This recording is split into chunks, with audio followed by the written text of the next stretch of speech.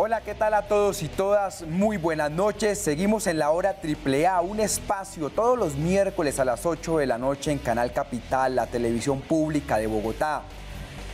Y hemos continuado con este análisis, con los datos, las encuestas, todos los números y las voces de las personas que marcan en la carrera presidencial para el 2022. Ustedes ya escucharon a Gustavo Petro, también escucharon al señor Sergio Fajardo, y nos corresponde ahora con el ex jefe negociador del Estado colombiano en los acuerdos de La Habana, ex embajador con una gran cantidad de títulos, el doctor Humberto de la Calle.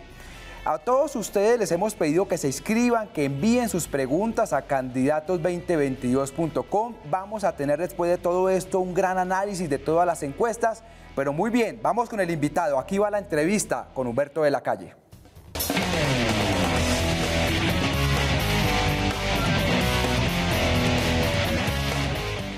Doctor Humberto de la Calle, muy buenas noches, y como siempre le prometí la primera vez que lo entrevisté, cada vez que lo viera iba a agradecerle por haber hecho el proceso de paz. ¿Cómo está usted? Muy buenas noches. Buenas noches, Ariel. Pues primero encantado de saludarte. Además me agrada mucho que hagas presencia en los medios. Eres una voz independiente y lo que estamos viviendo ahora muestra una enorme necesidad de este tipo de voces independientes. La semana pasada hubo un editorial del Espectador que a mí me dejó realmente preocupado porque se está generando, dijéramos, una serie de ataques incluso desde el gobierno a aquellos sectores independientes de la opinión pública, y en ese sentido celebro que podamos conversar en la noche de hoy, mi estimado Ariel. Y en segundo lugar, no, gracias a ti por el apoyo al proceso de conversaciones, que ojalá logremos sacar adelante. Sería una enorme pérdida para Colombia dar marcha atrás en un proceso y ojalá, al contrario, ir hacia adelante, hacia una paz completa. Doctor Humberto, quiero arrancar por donde usted terminó, y es las posibilidades de la coalición de la esperanza. ¿Cuáles son? Está claro, en la izquierda estará Gustavo Petro, muy sólido, una lista Senado que va a aumentar significativamente. En la derecha una pulverización y una crisis pues brutal por el mal gobierno de Duque, y casi todos los partidos van a descender en el tema de curules, tal vez a excepción del Partido Conservador, que se mantendría, pero el Centro Democrático, los cálculos indican que podrían perder 8 o 9 senadores. Y luego está el centro, que o puede sacar una gran votación o puede terminar disminuido en muy poco. ¿Cuál es su análisis sobre la coalición de la esperanza y sobre eso que llamamos centro? Sí, muy bien, Ariel. Yo diría lo siguiente. Lo primero es hacer una cosa muy objetiva, cero propagandística. Mire, la mayor parte de la gente en las encuestas a las que tú has hecho alusión se coloca en el centro. Y una segunda evidencia empírica, no solo dicen pertenecer al centro, no solo dicen que les molesta el fanatismo y el extremismo, sino que en su gran mayoría dicen que no tienen partido, que son independientes. Luego, lo primero es que la ciudadanía está allí y quiere dar archivo o sepultura a esta oleada de ferocidad que estamos viviendo. Lo segundo, hay un conjunto de candidatos que yo creo que son muy destacados. Allí, cualquiera que sea el elegido, me parece que regiría los destinos de Colombia bastante bien.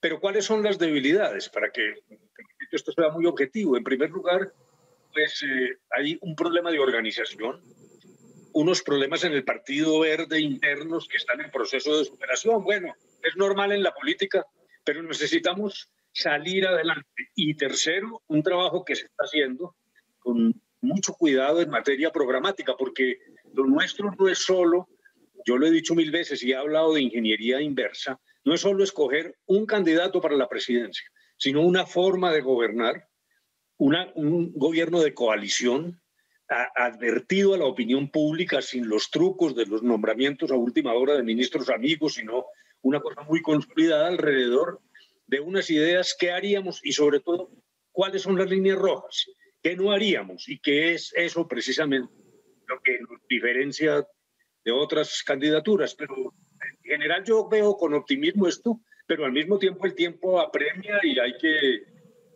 hay que trabajar arduamente y superar, dijéramos, un cierto nivel de incertidumbre que existe en este momento en las toldas del centro. Doctor Humberto, la otra pregunta es, ok, hay una tensión muy grande en el centro porque por un lado coquetea César Gaviria con el Partido Liberal, ya hubo una reunión con los hermanos Galán.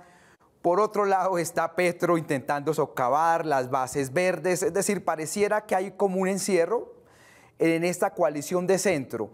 Entonces la pregunta acá es, ¿usted qué piensa de Gustavo Petro y de los que creen del centro que es posible una alianza con ellos? ¿Y qué piensa de esos del centro que creen o ven mejor una alianza con la derecha? ¿Cuál es su análisis? Sí, dijéramos, lo primero, es una cosa muy curiosa y hasta jocosa, porque viven diciendo que el centro no existe, pero como tú bien lo acabas de señalar, todo el mundo le coquetea al centro, ¿no? Y es que es la verdad. Yo sí estoy absolutamente seguro de que el bloque mayoritario de la ciudadanía está allí y quiere algo como eso. Bueno, frente a Gustavo Petro, a ver, yo me he opuesto siempre a una especie de proceso de linchamiento que se está haciendo con Petro. Me parece que dentro de las diferencias que tenemos y ahora preciso esto, lo que hay es que dejarlo jugar en democracia. Aquí se ha tratado de cerrarle el camino por un procurador que de manera totalmente arbitraria lo destituyó de la alcaldía, como vino a verse después, además, con intervención de cortes internacionales, multas por razón de sus actividades, buenas, regulares o malas, defectos tuvo en su administración, pero las multas no pueden convertirse en un sistema para eliminar una candidatura popular. En fin, es un cerco, dijéramos, dirigido a anular la participación de Petro, lo cual me parece que es equivocado, que viola principios democráticos y que además puede ser contraproducente. Yo veo a Petro que ahí va en las encuestas de primero y hasta qué punto es una tesis que sostengo, o por lo menos una hipótesis. Toda esta andanada, todos estos medios atacándolo, puede suceder que al contrario generen una psicología popular de apoyo y de acompañamiento. Yo creo que esa es una postura muy errónea. Ahora, con Petro hay propuestas que uno puede compartir. Incluso en el 2018 había propuestas comunes. Yo alguna vez dije que él había tomado algunas de las propuestas que yo formulé, pero no se trata de hablar aquí de la paternidad. Pero también tenemos diferencias muy grandes. En algunas nociones que él muestra, me parece que hay, dijéramos, un abismo. Hace poco habló del derecho a no pagar las deudas. Ese tipo de cosas, francamente, a mí me separa de la idea del doctor Petro. Pero además, la segunda crítica ya de metodología que le hago es que en la medida en que se esperaría un proceso de unificación, esta ferocidad que él ha mostrado frente a, por ejemplo, Claudia López, eso es inexplicable. Sergio Fajardo no es ningún fascista. Luego dijéramos que es una estrategia muy arriesgada. Petro es una persona inteligente y no debe estar procediendo simplemente con el hígado. Me imagino que lo que él quiere es despejar todo el panorama del centro hasta la izquierda para él enfrentar el candidato uribista, pero puede perecer en ese intento. Me parece que es una política extraordinariamente arriesgada. Y desde el punto de vista del otro lado de la derecha, no, yo sí creo que este país necesita un cambio de rumbo. Cambio, esa es la palabra en este momento. Yo francamente tengo enormes discrepancias de muchas naturalezas con la forma como se está gobernando, con las ideas del centro democrático. Me parece que esto genera unos peligros para Colombia y es el momento de dar un gran timonazo. Y ahí es donde finalmente pues, está el centro, que yo creo que debería ser el destinatario del voto popular, ¿no? Doctor Humberto, una última pregunta sobre este bloque de alianzas, coaliciones y pasamos al tema del gobierno Iván Duque. Las posibilidades de una lista única en el centro. Hay personería jurídica del Partido Verde, tal vez de la ASI y san se acabó, no hay más personería jurídica. Hay analistas que dicen, si eso se llega a dar, pueden sacar 15 o más de 15 senadores, entre 15 y 20, pero si no, puede llevar a una catástrofe electoral de ese sector. Las posibilidades de eso, ¿cuáles son? ¿Altas, bajas, medias? Bueno, entonces, lo primero es la multiplicidad de reuniones que hemos tenido, que que ahora se han venido incluso intensificando, y se habla de la posibilidad de listas únicas. Primero, tú lo dijiste muy bien. En el tema del Senado yo creo que no es imposible. En política nada es fácil, pero me parece que hay espacio y se podría construir una lista unificada de todas las vertientes para Senado. En las cámaras depende. Hay departamentos donde el número de elegidos es muy estrecho y ahí puede haber dificultades, más todas las regulaciones de carácter legal. Pero yo francamente quiero decirle con realismo, en esto soy ligeramente optimista. Yo creo que observo, detecto allí en las reuniones un verdadero deseo de lograr salir adelante con una lista única. Ahora, es cierto lo que tú dices, Ariel, que está la personería del Partido Verde. El Partido Verde generosamente ha dicho que puede actuar como una especie de plataforma para recoger las variantes distintas que conforman, dijéramos, esta coalición. Y también la ASI, pero hay dos hipótesis posibles. Hipótesis. Una, el nuevo liberalismo, que está pendiente de decisiones de la Corte Constitucional sobre su reclamo de revivir la personalidad jurídica. Y la otra, pues el Jorge Robledo y Dignidad sostienen que en la medida en que ellos hicieron una escisión que la autoriza la ley y que está en sus estatutos, se escindieron del polo, que tienen derecho también a la personería, y es algo que se está tramitando en el Consejo Electoral. Pero bueno, esas últimas dos cosas son apenas hipotéticas. Por lo pronto, claro, con las dificultades inherentes a la política, yo ya lo dije, en mi opinión hay unos problemas que sí deberíamos tratar más rápidamente. Uno, hay una proliferación excesiva de candidatos. Yo creo que hay que hacer una especie de microciclos, usando esa expresión del fútbol, como un sistema que sea democrático, que sea garantista, que no sean consultas populares, pero a la hipotética consulta de marzo del año entrante, por el centro no debe llegar una gran cantidad de candidatos, porque eso produce una cosa que yo he dado en llamar el síndrome del hipermercado. Es que a uno le pasa, llega pues a esas grandes superficies y está la cantidad de mercancía que finalmente no compra nada. Entonces uno también se va a la tienda de la esquina donde lo atiende hay un señor de manera un poco más artesanal. Mucho cuidado con eso, porque un exceso de candidatos. Hoy tenemos en el centro pues 10 o algo así candidatos, y en general estamos pasando por los 60 candidatos. Eso no es solo un problema del centro, sino del sistema político colombiano, que hay que vigilar, porque eso le impide democráticamente al ciudadano escoger. Todo termina convirtiéndose en una cosa absolutamente baladí, que quién es el que tiene mejor pinta o el que levanta más niños pobres en los barrios de las ciudades. Esa me parece que es una aberración de la democracia. ¿Y el número entonces de candidatos que usted cree que sería racional tener, cuál es? ¿3, 4, 2? O sea, yo entiendo el error del Partido Verde de unos candidatos que ni siquiera marcan en las encuestas, es decir, no aparecieron o no los metieron, no sé, pero no marcan. Hay otros que marcan muy bajo, pero ¿cuál sería el número ideal para evitar ese hipermercado? Sí, yo diría lo siguiente, a riesgo pues de que se malinterprete lo que voy a decir, pero el número ideal, el verdadero sentido de la expresión ideal, debería ser uno, un candidato de la coalición de centro. Como eso no parece realista y la política se combina también entre aspiraciones y realidades, pues 2 o 3 candidatos, una cosa relativamente razonable, porque a eso ahí miren ustedes que en marzo va a haber otras consultas de otros partidos y entonces ya estamos bordeando la muchedumbre, que repito, eso aparentemente es democrático. Me parece que es vigoroso. Dijéramos que muestra que hay candidaturas, que la democracia en Colombia se está moviendo. Cuando algunos dicen pues que también es que se convirtió la presidencia en mango bajito, pero dijéramos que hay un elemento positivo, pero hay que decantarlo rápidamente, porque de lo contrario, insisto, la mejor manera de evitar una votación reflexiva del ciudadano es cuando se paralice en medio de eso. Doctor Humberto, pasemos a un segundo bloque de preguntas sobre el tema del gobierno de Iván Duque, el tema de la pandemia, el tema de la reforma tributaria, etcétera.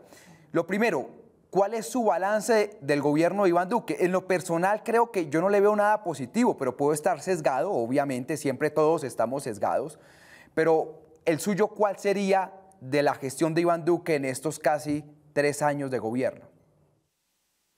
Si dijéramos sin ánimo de personalizar, intentando siempre la mayor dosis de objetividad, pero claro, como producto de las convicciones personales.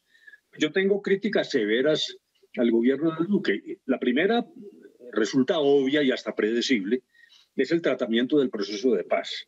A mí me parece que últimamente el gobierno ha venido intensificando el discurso, sobre todo en foros internacionales, sobre su deseo de cumplir. Bueno, y uno tiene que aplaudir eso, porque pues, sería medio absurdo que si el gobierno dice que quiere cumplir el acuerdo, por fin utiliza la expresión acuerdo, pues no se ponga bravo, ¿no? Pues dijéramos, bien, pero si venimos a la realidad, me parece que es un cumplimiento hemipléjico. El gobierno dice que se ha esmerado en la búsqueda de la reincorporación de lo que en el Centro Democrático llaman los guerrilleros de base. Esa no es una expresión que yo me haya inventado, el propio la utiliza. Pero están los otros temas. Primero, la verdadera reforma rural integral no se agota con los PEDETs. Es un problema de estructura y de utilización de la tierra. Colombia tiene una enfermedad que lleva siglo y medio en materia rural. Tenemos más de 21 millones o algo así de hectáreas inutilizadas en ganadería ultraextensiva, en rastrojos y a veces en el dominio territorial simplemente con fines delincuenciales. Y un número de hectáreas dedicadas a la agricultura, que muestra, repito, que el uso es patológico, que la informalidad es enorme, 48% de los predios en Colombia no tienen, y una estructura del campesino que no es una estructura moderna, ni siquiera asalariada. Eso lo dijo Hernán Echavarría Olózaga hace décadas, y no es ningún izquierdista de Echavarría. Lo que decía es, mire, la situación de que al campesino le pagan su trabajo con su propia explotación, unos pequeños, en términos de lo que se llamaba parcería o pequeños arrendatarios, donde el campesino no tiene realmente una capacidad de consumo, no tiene salario, la ley laboral no se cumple en el campo, y eso lo ha sumido en un mar de, como una especie de servidumbre. Y esa servidumbre ha frenado el campo, obviamente, pero la tesis de Hernán Echavarría, todo el desarrollo económico de Colombia se ha visto frenado porque la existencia de una masa muy grande de campesinos sin capacidad de compra ha terminado afectando el desarrollo y la productividad de otros renglones de la economía. Le voy a dar este dato, Ariel, yo creo que usted lo sabe. Los llamados tigres asiáticos, pues que fueron la maravilla del mundo y ahora son países desarrollados. Corea, en la guerra de Corea nosotros éramos unos gigantes al lado de los coreanos y ahora mire la situación en que estamos. Pero antes de convertirse en potencia económica hicieron sus reformas agrarias e incluso en Latinoamérica y en muchos países ya se logró estabilizar el campo. Nosotros llevamos siglo y medio de frustraciones. Hay leyes agrarias desde 1918, 1928, antes de la ley 236. Entonces, ahí va una crítica. Y además, otros temas. Uno, la reforma política. Eso quedó realmente en el tintero. Y eso es responsabilidad del gobierno, también de los congresistas. Ahí dijéramos una especie de complicidad de silencio entre distintos bloques políticos. Y luego las objeciones del gobierno a la Jurisdicción Especial de Paz, que la frenó en su comportamiento hace 2 años, fregando a que eso arrancara, pues me parece que es una equivocación. Hace poco, creo que la semana pasada, dio unas declaraciones de Ceballos a un medio extranjero. Dijo que el freno del cumplimiento del acuerdo era responsabilidad de Venezuela porque allá le dan apoyo a los guerrilleros. Eso es parcialmente cierto. Que allá le dan apoyo es cierto y que Venezuela es un problema de seguridad para nosotros es verdad, pero es un verdadero despropósito esa afirmación. El apoyo de Venezuela a la guerrilla ha sido por décadas.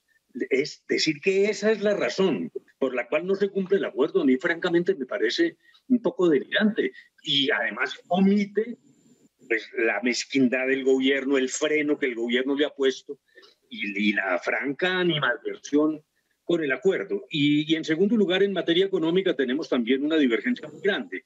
La tesis central del gobierno es lo que antes llamábamos desarrollismo, esa idea de que uno favorece a los ricos con exenciones tributarias, etcétera, y que eso por goteo le va cayendo a los pobres. Eso no ha funcionado así nunca, en ningún lugar del mundo. Luego me parece que el modelo económico es un modelo que lo que ha hecho es contribuir a la tradicional y aberrante inequidad económica en Colombia. A ver, doctor Humberto, detengámonos un segundo en lo que usted dice sobre, primero, el cumplimiento del acuerdo de paz. Más allá de lo que diga Miguel Ceballos o lo que diga el presidente Duque, que quieren pero no lo hacen, que sí pero que no, lo cierto es a hoy que no hay reforma agraria, no hay banco, el Banco de Tierra no está funcionando, no hay restitución de tierras, el PENIS lo pararon, los PEDEFs, apenas hay una pequeña infraestructura, es decir, no hay nada. Pero también es cierto que las disidencias de las FARC están creciendo, el ELN está creciendo, el Clan del Golfo está creciendo, la minería del oro está acabando con nuestro Pacífico, el narcotráfico. Es decir, el balance del gobierno Duque en materia de seguridad es terriblemente malo. Es decir, el deterioro que ha habido es apenas comparable con lo que pasó a finales de los 90. ¿Ese deterioro de la seguridad, usted cree que es culpa de no haber cumplido el proceso de paz o usted cree que era una situación inevitable de deterioro que cualquier presidente iba a vivir? Yo creo que hay que distinguir, dijéramos, hay estas organizaciones armadas no políticas que están dedicadas al narcotráfico y suficientemente conocidas por todos, pues que venían de antes y que es necesario enfrentar. Pero donde se conecta esta situación con el descontrol de ciertas zonas es la decisión del gobierno de no continuar la ruta de la sustitución voluntaria comunitaria de los cultivos ilícitos. Ahí hay una cosa extraordinariamente grave, porque lo que estamos a punto de empezar es un tercer ciclo de violencia. Todo lo que está pasando, usted lo dijo muy bien, en el Pacífico, se alimenta de una situación que es un problema social que necesita un tratamiento distinto a lo que hemos hecho siempre, que es la represión. Y ahora lo que hicimos fue devolvernos. Se habla del glifosato. Hay un descontrol allí al cual se suman hechos nuevos. Yo no digo que Duque sea el autor de la leyenda negra de violencia en Colombia. Me parece que eso es muy injusto. Hay sectores de la izquierda que dicen eso, no es cierto. Yo no llamo asesino a Duque, porque él encuentra una situación, pero primero sí se ha agravado por decisiones del gobierno, como la que menciono, en relación con los cultivos, y en segundo lugar sí se han acumulado las matanzas, las masacres y el asesinato de los firmantes del proceso de paz en proporciones absolutamente aberrantes. Esta situación implica realmente un serio problema de orden público que no se resuelve con el retrovisor. Todo lo contrario. ¿Cómo sería Colombia si los 13.000 señores de las FARC estuvieran también combatiendo y utilizando las armas? Por favor, esa es la antilógica. Ese discurso no tiene ningún asidero. En cambio, lo que está pasando, repito, es una acumulación de problemas y creo yo que la circunstancia de no haber intensificado vigorosamente el cumplimiento del acuerdo sí está generando situaciones de descontrol y de inseguridad que además también se traducen en la vida urbana, porque lo que estamos viendo igualmente es eso. Yo creo que hay una obsoleta política de seguridad. El gobierno sigue en una política como si tuviera él en su mente y en la de los militares a las FARC como enemigo. Las FARC como organización militar no existe, que entregaron las armas y se destruyeron. Hay que adaptar la política de seguridad a una situación nueva. Es completamente distinta, donde ya la solución no es solo militar, no es solo un ejército de invasión que controla temporalmente un territorio, sino más policía, judicialización, inteligencia. Yo creo que hay que hacer una nueva política de seguridad y ese es uno de los desafíos del próximo gobierno. Muy bien, vamos a ir a una pausa. Volvemos con temas claves, el manejo de la pandemia, ya el tema de reforma tributaria, que el doctor Humberto Lacalle ya mencionó su posición. Vamos a profundizar y vamos a tocar un pequeño tema adicional de lo del gobierno Duque y pasamos a la tercera y última parte del programa. Ya regresamos en contados segundos.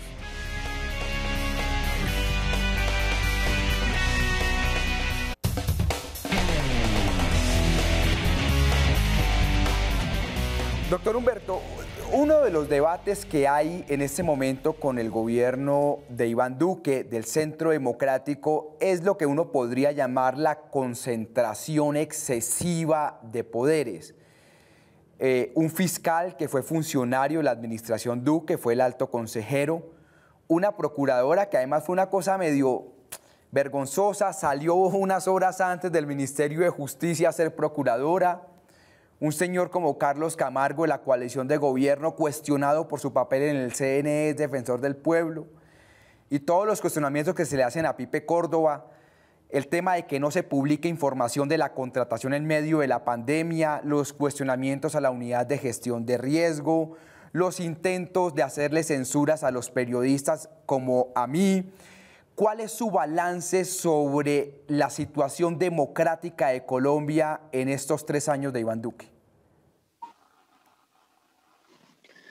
Bueno, yo diría lo siguiente. En primer lugar, el tema de la concentración de poderes yo sí creo que es evidente, pero vamos a diseccionar esto con cuidado, porque no se trata tampoco de caer en excesos. Pedirle a un presidente que si tiene capacidad de ejercer cierta influencia en la designación de algunos de estos órganos de control, pedirle que nombre un enemigo del gobierno, pues es ya demasiado.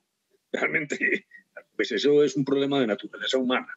Pero una cosa es no nombrar un enemigo y otra, menoscabar la independencia en un país que ha tenido tradición de personajes importantes con alta dosis de independencia en esos cargos. Luego, aquí sí hay realmente un fenómeno distinto al tradicional.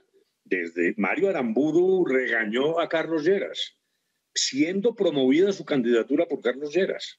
Luego dijéramos que de allá para acá ha corrido mucha agua bajo los puentes y en general manteniendo una línea de personas de reconocida independencia. Claro, amigos del régimen, no propiamente provenientes del marxismo-leninismo, lo que usted quiera.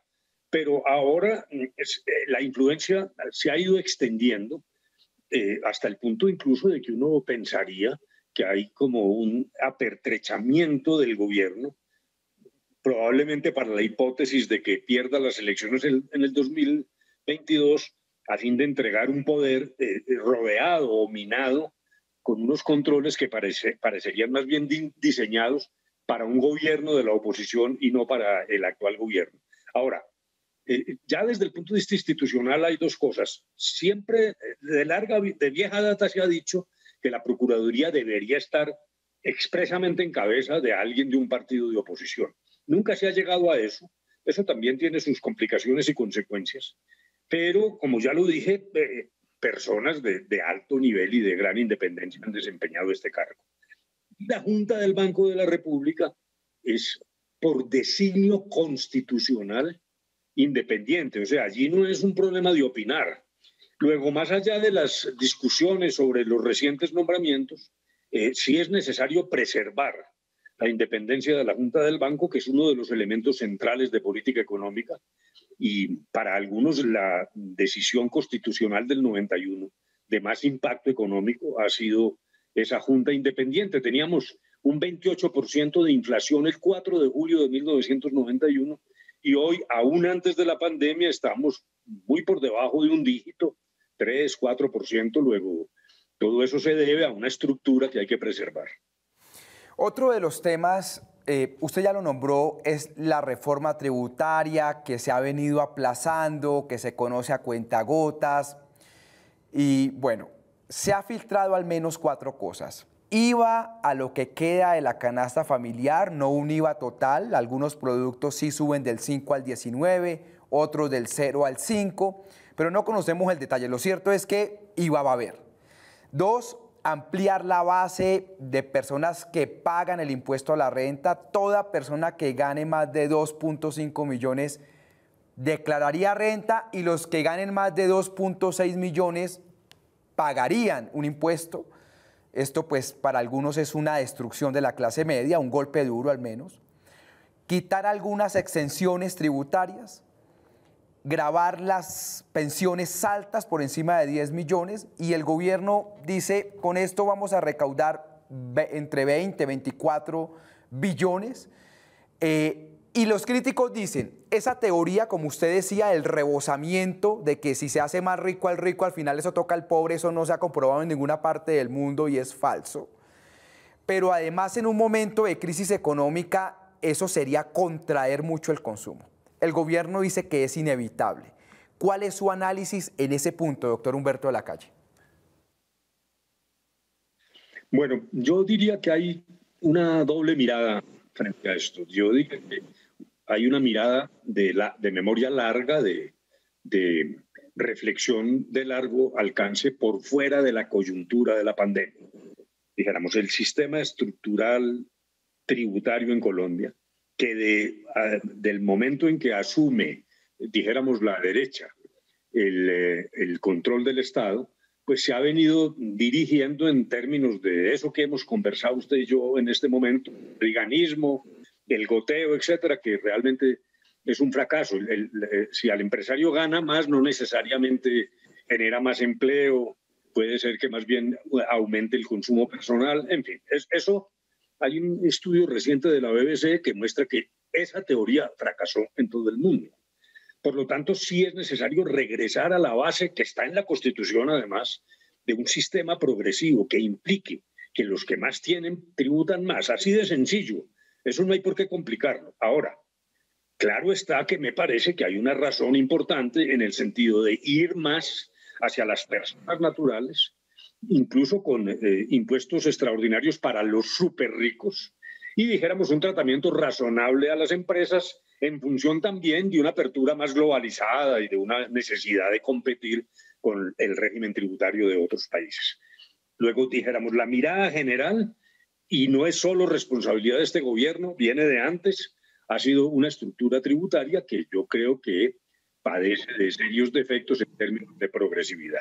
Pero si a eso se agrega algo que tú dijiste, Ariel, si miramos la situación de hoy, es decir, sacarle entre 25 o algo así, o 30 billones a la población del bolsillo en medio de una pandemia, donde hay personas que ni siquiera tienen para las 3 comidas del día, donde hay un coletazo social que todavía no se está presentando y que se va a agravar, y particularmente a través del IVA, como usted lo dijo muy bien, me parece que es una cosa realmente muy equivocada. Así se diga que la canasta familiar no va a ser alterada, pero si usted mira, ayer hubo un informe, en estos días de Semana Santa lo ha habido y por eso tenemos que aprovechar esta Semana Santa que comienza para meditar más, donde la noción de canasta básica es muy limitada. Lo cierto, como usted lo ha dicho, es que hay 6 o 7 billones de pesos que van a salir del IVA y que tiene que pagar fundamentalmente la clase media, clase pobre. En un momento de pandemia yo creo que esto es una locura. Mire, es una cosa muy interesante mirar esto. Casi todos los economistas, por primera vez, sin consideración a su orientación política, han dicho que el tratamiento del coletazo social de la pandemia por parte del ministro Carrasquilla ha sido demasiado mezquino, demasiado limitado. Todos, desde Kalmanovic, el caballero Argáez, Mauricio Cabrera, Mauricio Cárdenas, cualquiera que usted le recomienda una cosa más audaz y más endeudamiento, etcétera. Entonces dijéramos que ahí hay un primer elemento. El segundo, claro está que eso hay que pagarlo. En eso tenemos que ser coherentes, pero ¿cómo se paga? En parte con impuestos, además de los mecanismos de deuda, etcétera, pero impuestos que deben ir a gravar a las personas más pudientes. Lo que se está planteando es un verdadero error. Me parece que puede tener consecuencias muy graves en un momento de desespero y de angustia. Esto hay que leerlo bien.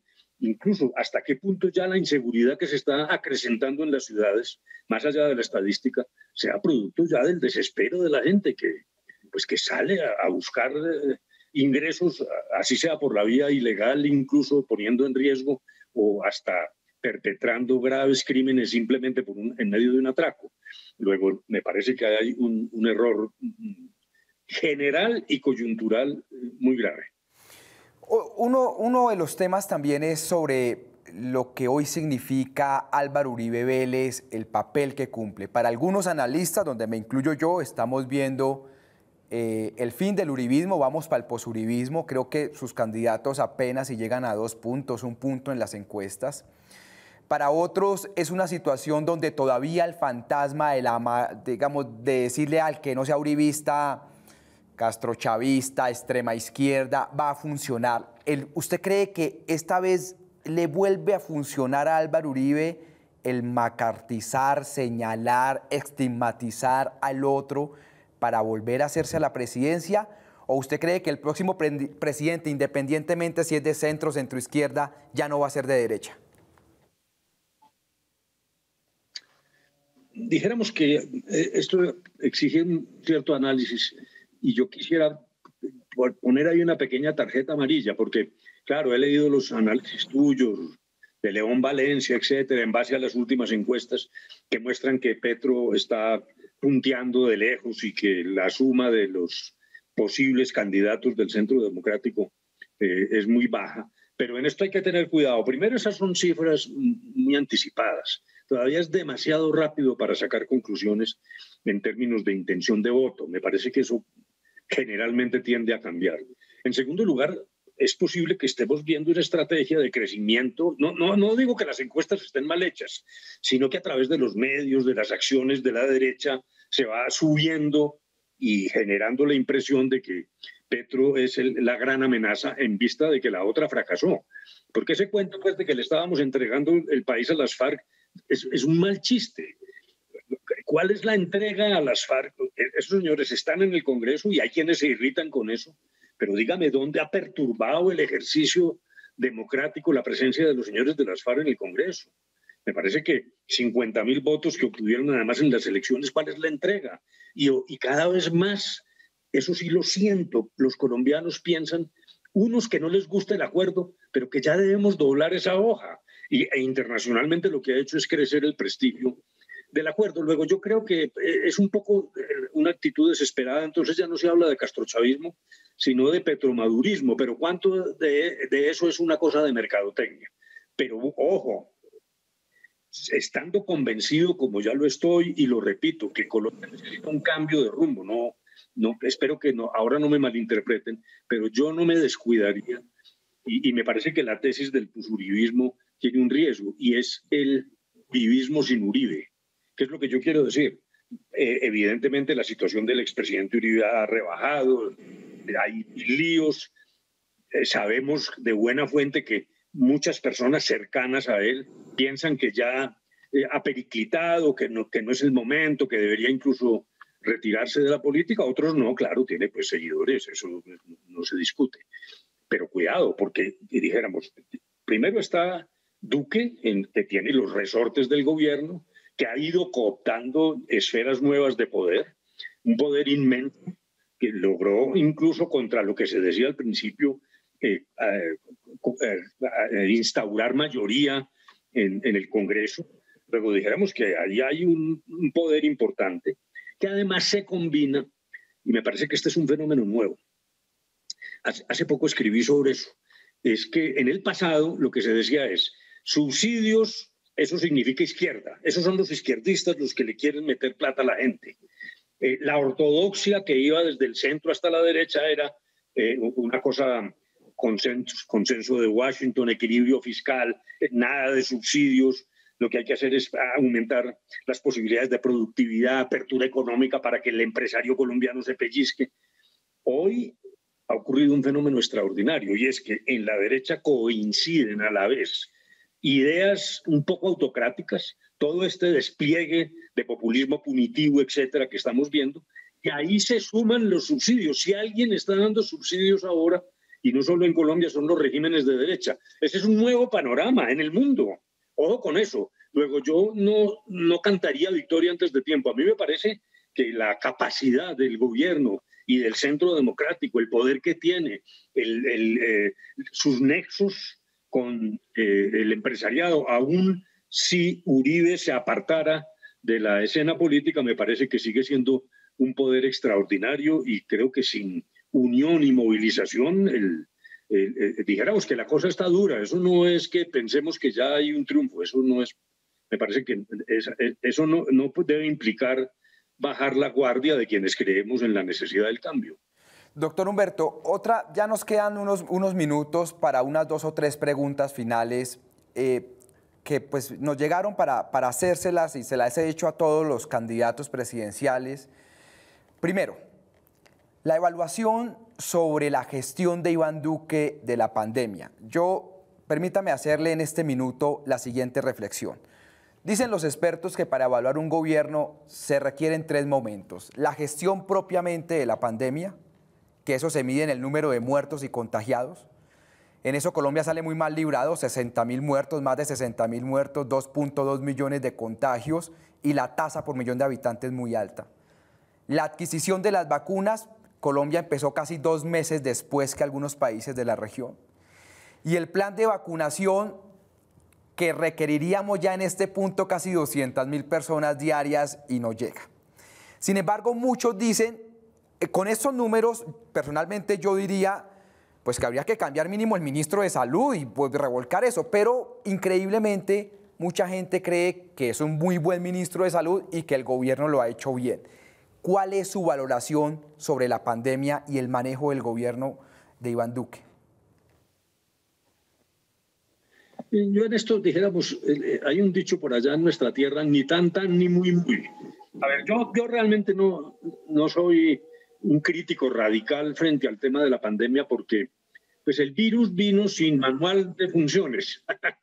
Realmente es una cosa que desde la gripe española pues la humanidad se había olvidado de esto. Luego, claro, los gobiernos tienen fallas, algunos acertaron, pero luego hay problemas. Chile va de campeón mundial de la vacunación y ahora está en cuarentena. Luego, me parece que la generalización no es justa. Y esas cifras que usted señala muestran, obviamente, problemas, pero yo no quisiera ensañarme en ese punto, entre otras cosas, porque yo sí pertenezco a los que creemos, en mi caso personal, que en esta materia de la pandemia yo sí ruego que al gobierno le vaya bien, porque si le va bien, nos va bien a todos. Aquí estamos esperando la vacuna y entonces no pertenezco a, dijéramos, el ala más radical de críticas al gobierno en este tema. En cuanto al problema de las consecuencias económicas y sociales, eso ya lo dije, ahí sí me parece que ha habido lentitud y dijéramos, una ausencia de búsqueda de soluciones muy rápidas y más generosas para las personas que están sufriendo demasiado y que van a sufrir más en el inmediato futuro. Doctor Humberto, una pregunta solo para usted que me la hacen acá. Yo sé que es una pregunta compleja. Usted puede tomarse los minutos que sea necesario, 3, 4 minutos, pero necesito hacerla. Partido Liberal. Para algunos, en la campaña de 2018, el Partido Liberal a usted le hizo una jugada fea, lo dejaron solo y muchos estaban con Duque desde el inicio y lo dejaron solo. Para otros, en este caso, sería necesario atraer a César Gaviria y a ese oficialismo liberal a un intento de centro. César Gaviria se ha reunido con los hermanos Galán, estará intentando tal vez una consulta con Dilia Francisca, o sea, todo está, nos falta mucho tiempo. Yo coincido con usted, esto como las abuelitas, faltan herbores a la sopa y le faltan 3 o 4 herbores a esto. Pero, ¿cuál es su opinión sobre el Partido Liberal? ¿Dónde debería estar el Partido Liberal y qué mensaje le manda usted al Partido Liberal oficialista? Bueno, dijéramos, en primer lugar, tú lo dijiste muy bien, yo realmente no tengo relaciones prácticamente de ninguna naturaleza con el Partido Liberal, ni de carácter privado, ni de carácter, llamémoslo, formal. Yo estoy en otra esfera de la actividad pública y mirando un poco también los acontecimientos. Luego, dijéramos que simplemente aquí miro al Partido Liberal un poco desde afuera. En segundo lugar, yo creo que hay que distinguir entre la dirigencia, el doctor César Gaviria, y dijéramos los congresistas, porque lamentablemente es un partido muy parlamentarizado. Allá adentro hay gente que hace un esfuerzo con los jóvenes, mujeres, etcétera, Héctor Riveros, hay gente fantástica. Y también hay congresistas de primera categoría pertenecientes al Partido Liberal. Pero muy buena parte de esos varones electorales realmente obran en función de sus intereses. Y más allá de las decisiones de la cúpula aquí, actúan en función, repito, de lo que les convenga y pueden terminar aliados, dijéramos, en forma sorpresiva en un campo que sea totalmente contradictorio a lo que ha significado el Partido Liberal. Yo lo que le diría al Partido Liberal es lo siguiente, y naturalmente, claro, al doctor César Gaviria. A César Gaviria yo le reconozco que se la jugó por el acuerdo de paz, desde el principio, desde las conversaciones de La Habana. Eso es un tema importante. Entonces, eso no lo podemos olvidar tampoco. Pero donde sí no debe estar el Partido Liberal, no debe estar, pues es aliado o con la derecha o incluso con estas manifestaciones regionales del más rancio clientelismo. Mire, si el Partido Liberal no logra cambiar de piel, no lo hemos logrado. Hay muchas voces que lo han pretendido así, pero impera demasiado la maquinaria y hay que recuperar, o deberían recuperar, por eso digo que yo lo vivo desde afuera, pues no solo un lenguaje, sino una actitud más claramente progresista. Ha tomado decisiones importantes. En materia, por ejemplo, tributaria, tiene ideas claras. Hay unos elementos, pero el partido como tal es muy impredecible, pues, porque de todos modos las baronías electorales, lo repito, van más por el camino de los intereses particulares de carácter electoral. Entonces, ojalá el partido no se desvíe, porque eso sí sería ya una frustración enorme para muchos liberales rasos que sí siguen creyendo que ahí hay un camino, que le reconocen, como lo reconozco, el trabajo de César Gaviria frente al tema de la paz. Eso no es cualquier cosa. Y algunas actitudes, pero en este momento lo que hay es una gran incertidumbre. Luego, como decía su abuelita, pues si al país le faltan 2 o 3 hervores, creo que al Partido Liberal le faltan como 6 hervores para poder contestar esa pregunta. Pero, a ver, doctor Humberto, pero, a ver, aclaremos una cosita. ¿Usted estaría de acuerdo con que ellos llegaran a la discusión de lo que podría ser la coalición de la esperanza, o usted cierra la puerta con esas expresiones que usted mismo llamó clientelistas regionales? ¿Ellos llegarían o no llegarían? Y una pregunta se la lanzo de frente. ¿Usted podría dejar la coalición de la esperanza para irse otra vez al Partido Liberal en una coalición que ellos hagan? No. Sí, no, empiezo por la última. No, yo no tengo ningún interés en el reingreso formal a algún tipo de actividad política dentro del liberalismo. No, eso está descartado.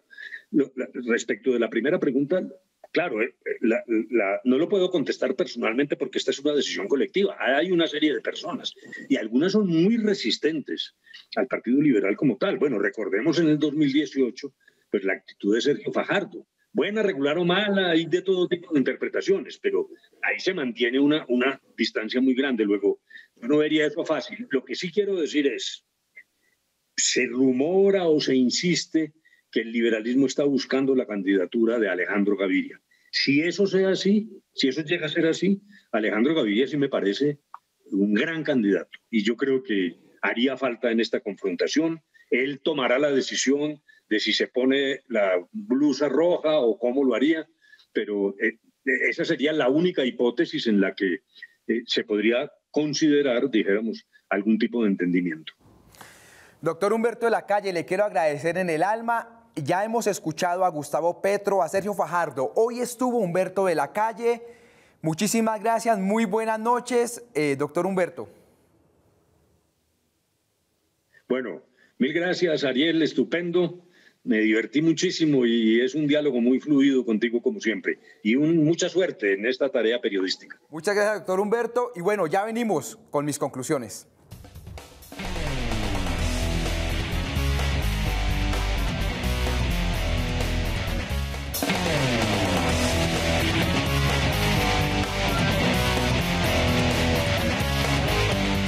Llegó el momento de mis conclusiones. Uno podría ser, hemos escuchado a Gustavo Petro, a Sergio Fajardo, hoy escuchamos a Humberto de la Calle, y al menos yo podría hacer estas 3 conclusiones. La primera es que esto es como una sopa, le faltan varios hervores. Estamos a más de un año de la elección presidencial, casi a un año de la elección a Congreso, y por tanto el mapa que está hoy seguramente va a cambiar. Lo que también es claro es que pica en punta Gustavo Petro, Fajardo otra vez con muy buenos números, y algo va a pasar en la derecha. Vamos a ver si sale un candidato, 2 o 3, pero allá también está pulverizado, sobre todo por la mala gestión de Iván Duque. La segunda conclusión es que también todo parece indicar que nadie va a ganar solo, que sea quienes pasen la segunda vuelta y quien gane la presidencia va a requerir de coaliciones muy amplias.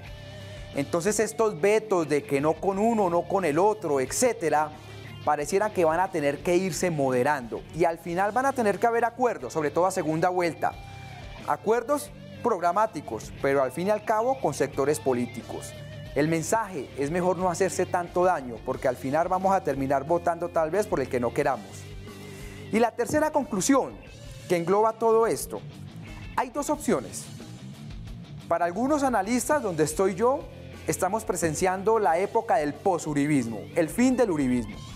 Cuando Álvaro Uribe llegó a la presidencia, pateó el tablero. Incluso creó un partido en su nombre, el Partido de la U. Todo el mundo se reacomodó. Ahora que va de salida, pues el tablero está en caos y todo el mundo se está reacomodando. Para otros, la derecha, a pesar de su mal gobierno, todavía tendría una oportunidad. Vamos a ver quién tiene la razón, pero eso lo vamos a saber en un año. Vamos con Julio César Londoño y ya los despido. Hoy vamos a hablar de un libro que es muy serio a pesar de su título. Cómo hablar de libros que no se han leído. Es un libro que empieza muy bien. Allí no están las palabras fruición, ni plasmar, ni lo leí de una sentada, ni prosa muy elaborada, ni otras ñoñerías por el estilo. Por el contrario, arranca con una varada de spleen moderno, con la jartera propia de los auténticos profesionales, con un cinismo que engancha, para decir de una vez palabras fatales. Escuchémoslo. Nací en un entorno en que se leía poco, no aprecio en modo alguno esa actividad y además tampoco dispongo del tiempo necesario para ello. No obstante, y dado que doy clases de literatura en una universidad, con frecuencia debo comentar libros que ni siquiera he abierto. Pero luego viene lo mejor. El autor, Pierre Bayard, no es un cínico ni un chistoso, sino un señor que habla con profundidad y franqueza y en prosa de muy buen cuño sobre un oficio clave y apenas estudiado, el del lector. Para demostrar su tesis, Bayard nos recuerda la apasionada discusión que sostienen Guillermo de Baskerville y Jorge, el bibliotecario del Nombre de la Rosa, sobre la Comedia de Aristóteles, volumen que ninguno de los dos ha leído, entre otras cosas porque Aristóteles nunca lo escribió. Bayard sostiene que los intelectuales se la pasan hablando de libros que no han leído, o lo que es igual, que apenas han ojeado, o leyeron y olvidaron, o hicieron de él solo una de las muchas lecturas posibles, y que esta es una actitud perfectamente válida. Para demostrarlo, Bayard acude a ejemplos ilustres: Valéry, Borges, Steiner, Bloom. Un ejemplo extremo puede ser el que hemos vivido muchos escritores cuando nos encontramos en conferencias con lectores que conocen mejor nuestra obra que nosotros mismos. Pierre Bayard no cierra con conclusiones su libro, pero podemos deducir que tenía tres en mente cuando escribió el libro. La primera es que la crítica tiene muy olvidada a un actor importantísimo que es el lector. La segunda es que no podemos leer muchos libros porque descuidamos la escritura de los propios. Y la tercera es que la cultura literaria es lo que queda después de que olvidamos las arandelas librescas, los contornos muy definidos de los personajes, los argumentos y los rigores académicos. En Canal Capital les tenemos preparado un especial impresionante sobre elecciones. Ya pasaron 3 precandidatos presidenciales. En el segundo semestre estarán los que vayan punteando en las encuestas. Habrá análisis de mapas, de encuestas, de números, todo, de tendencias a Congreso, a Cámara, a Senado, a Presidencia. Todo lo tendremos preparado en Canal Capital y en la hora AAA, los miércoles a las 8 de la noche. Y ya, feliz Semana Santa. Mil y mil gracias por acompañarnos.